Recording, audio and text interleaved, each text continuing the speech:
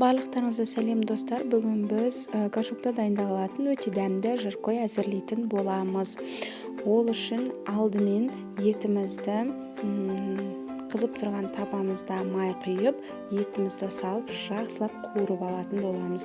Оның үстінен өзіңіз қалаған, өзіңізге ұнайтын дәмдеуіштерді салсаңыз, және артынан тұз салып, барлығын бірге жақсылап араластырамыз.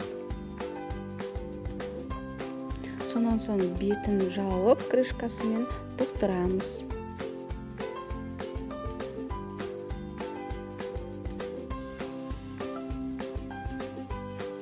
Етімізді орташа отта пісіреміз және орта деңгейде дайын болғанша қуырып аламыз. Оның үстінен осылай пиязымызды салып, бәрін бірге жақсылап араластырып, бетін жауып 5 минутқа қоямыз.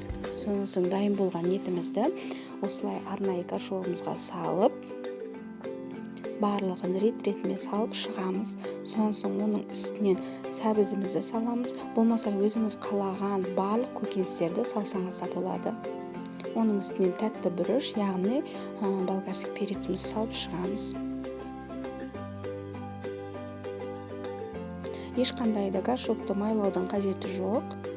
Ол онсыз да жабыспайды, еттің майы бар. Және оның үстінен қызанақтарымызды, помидорларымызды салып шығамыз. Және кабачки.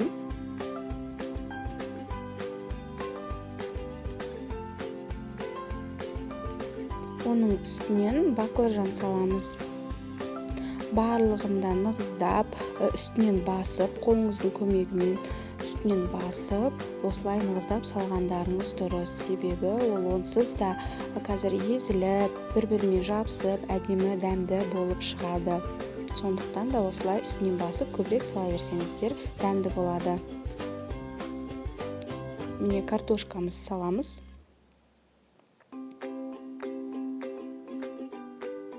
Және оның үстінен өзіңіз қалаған соустарыңызды құйсаңыздар болады. Менде томатный соус, сондықтан да мен өзіме ұнаған томатный соусты құямын. Қыздар, тұздауды ұмытпаңыздар. Дәміне қарай тұздап шығасыздар. Крышкаларын жауып, духовкаға қызып тұрған алдымен 180 градуста 20 минутқа жібереміз, сонан соң 200 градусқа көтеріп 50 минут ұстаймыз. Міне біздің горшоктағы жаркойымыз дайын. Баршаңызға дайындап көруге кеңес беремін. Өте дәмді болып шығады. Прямандай нәзік, сочный болып шығады. Барлықтарыңыз жасап көруге кеңес беремін. Баршаңызға ас болсын.